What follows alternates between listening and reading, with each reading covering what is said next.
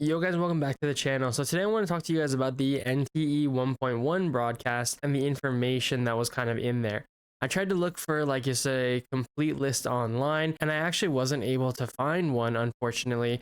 So I thought that might make a good opportunity for this video. So I'm going to go ahead and go through the list of like everything kind of that was important that they kind of talked about, or what I think is important, and then some reaction clips towards the end of the video if you guys are curious about that. Some of those are looking pretty spicy, looking at that Porsche collab, if you know what I'm saying.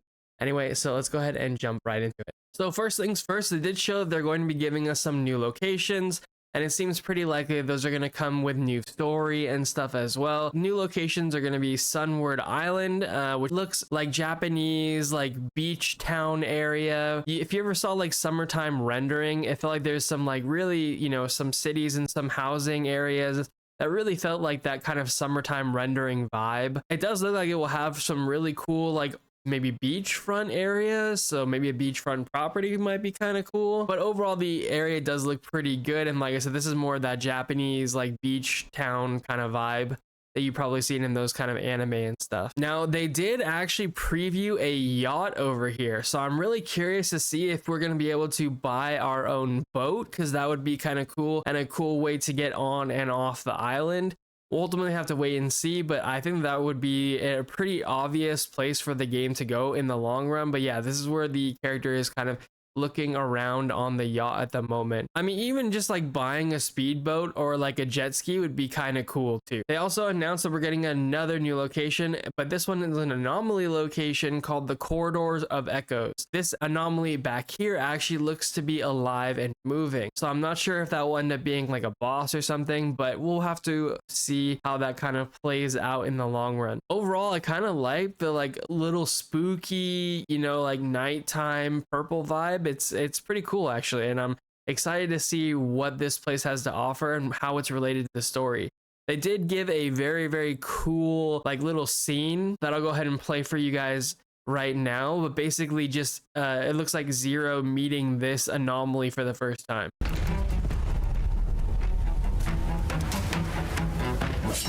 Then they went ahead and showed us that Lacrimosa is going to be coming. She's going to be one of the limited time banners in 1.1. I think we all kind of knew that already, but she is going to be coming to the game, and she's going to have a lot of different skins. I think like 4 or 5 different skins to look forward to if you're interested in this character. She is a chaos character, so like Daffodil, she'll be one of the very few characters that can interact with those reactions. So if you're trying to do like a Nova comp with Fadia or something, you'll probably be interested in either her or Daffodil, because again, there are only chaos characters. So here's like some of the skins and stuff like that that they kind of briefly showed off. The skins look pretty good. If you're interested in Lacrimosa, this is the outfit that's going to be available for Lacrimosa from her gacha. So if you're interested in this outfit, you'll want to go for the 200 pulls. The car looks pretty cool, but it has Lacrimosa on the side too, so keep that in mind. They also went and redid some of the models of the characters in NTE. So like this is an example of a new model that they did. I like the new model a lot more. So this is a great example of a rework. And then we also had this character from the story. I forget her name. I'm not really sure why. It looks like her old model is like this. Her new model, it looks to be like a little more censored in the chest area. But then we get like an entirely new model all together in the new updated design artwork. So I think this by far is the best iteration of this character, and so I'm really glad to see that she got this kind of rework. And like I said, I like her design a lot more now than I did before. Her outfit is, chef's kiss. And then they also showed off that Chaos is going to be the second limited time character that we're going to be getting in the 1.1 patch. And honestly, his abilities and animations look really cool. He is a Lakshana character, so if you're trying to do Remoria or charge reactions, he's going to give you an opportunity to do that more easily. He'll probably also be one of the only characters that can truly take advantage of the stain reaction, and he apparently has the ability to leave a dog that lets you teleport back to the dog at a later time in the open world, so you'll be able to use your own like teleports basically. But the animation and the combat that they showed off during this boss fight, I feel like looks phenomenal, and so I think people are going to be really happy. If you're interested in getting this character, I think it'll probably be amazing. So, and then of course he's going to have his own outfits and stuff as well. They also showed off that you'll be able to invite chaos to actually live in your home with you. I know many of the male characters are locked or something right now, so for people that are interested in having the male characters room with you, then this might be an option for you. Obviously, I think that was always meant to be something that gets added to the game at some point, so maybe it is coming in 1.1 with chaos. They also let us know that they're actually going to be updating the Bagel app with what seems to be an entirely working social media like functionality. So it sounds like you'll be able to post moments, you'll be able to get people to like your like pictures and posts, and if they do, you'll get like currency and stuff. And so there's going to be an entire gameplay loop where people make posts to get currency and then spend that currency to get in-game items. So you can make progression on your account just by having fun in the world taking photos if you want to. Now, something I'm really excited about is the fact that they're adding in a fist fighting mode. A new boss is apparently going to be available in the prison, and it's going to essentially unlock a new like fist fighting activity called Fight Club, and you can use your energy, your weekly city energy, to fight in Fight Club, which is I think going to be really fun. And the combat looks really quite good. I really appreciate the animations and the amount of detail they went to with this. I'm excited. There's going to be also an event later on related to the championships apparently of this so-called Fight Club, so I'm excited to see what that has in store for us as well.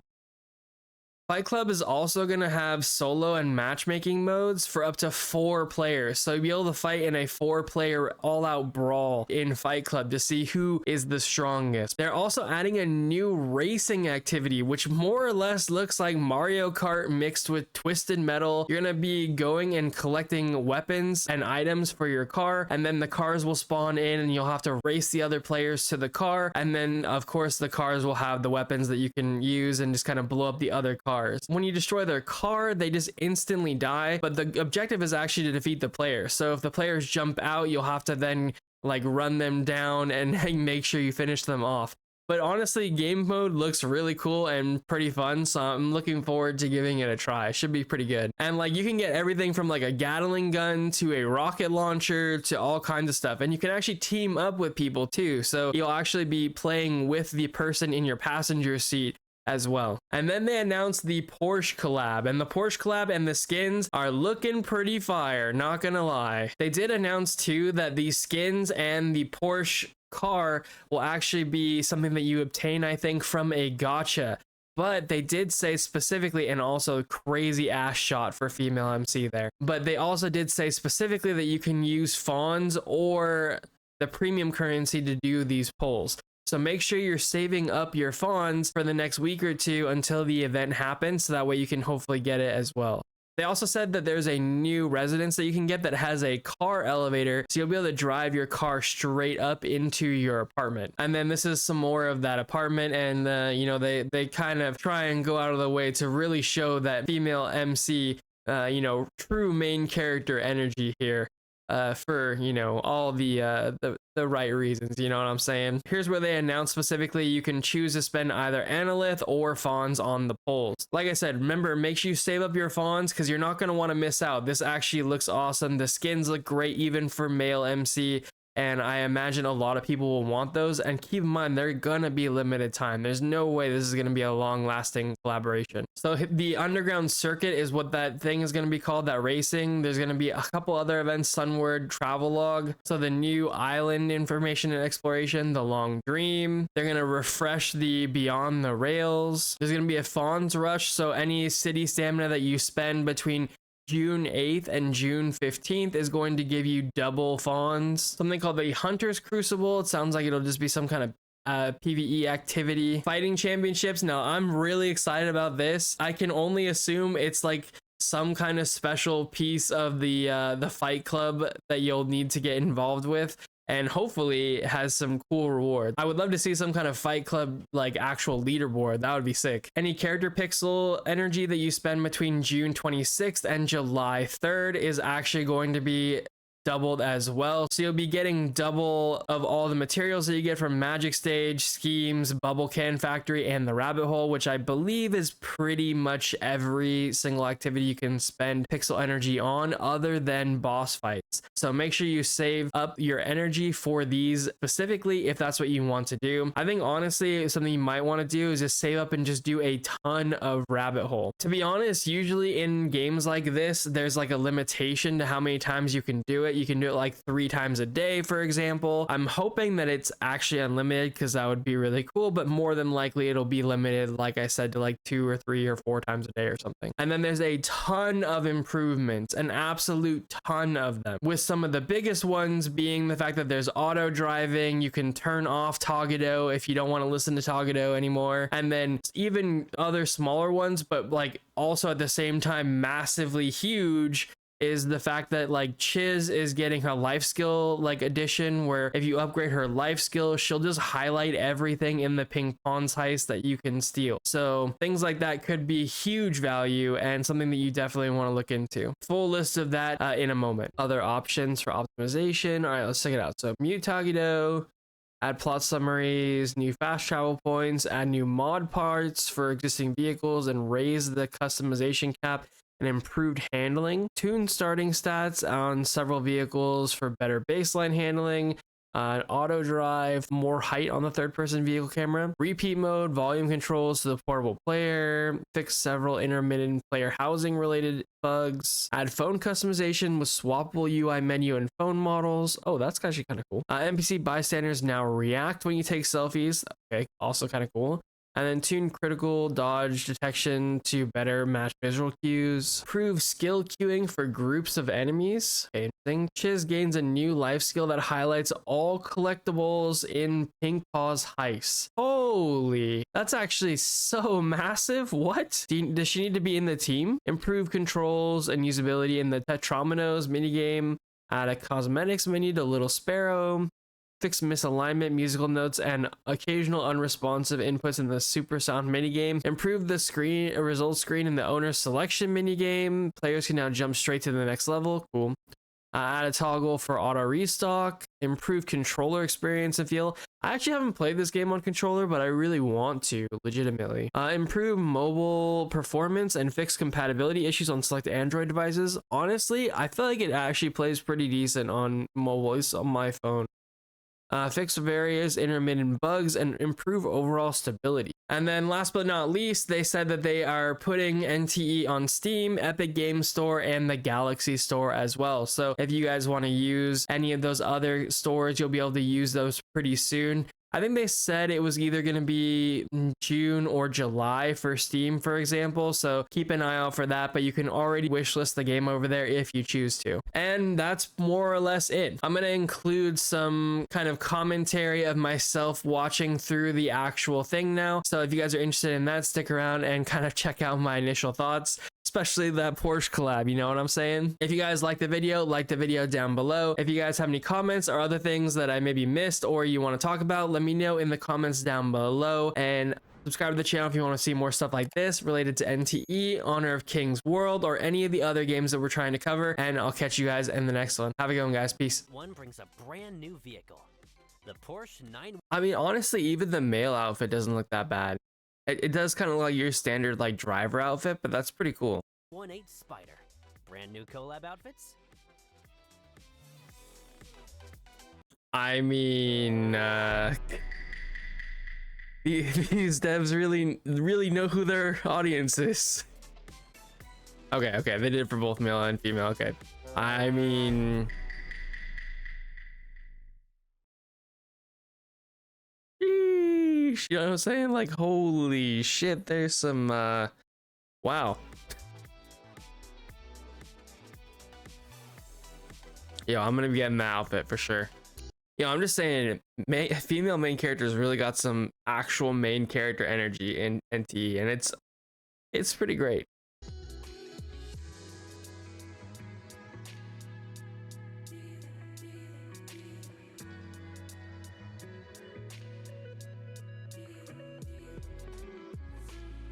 Okay, how long are they gonna stare at her ass for this? Holy shit.